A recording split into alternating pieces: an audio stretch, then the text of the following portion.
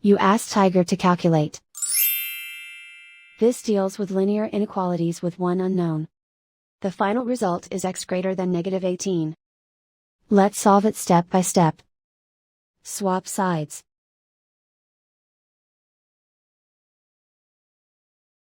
Group all constants on the right side of the inequality.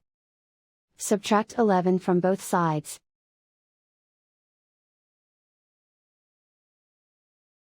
Group like terms.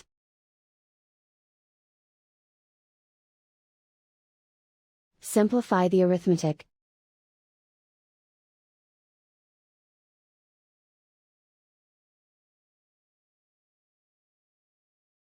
Plot the solution on a coordinate grid. And so the final result is x greater than -18.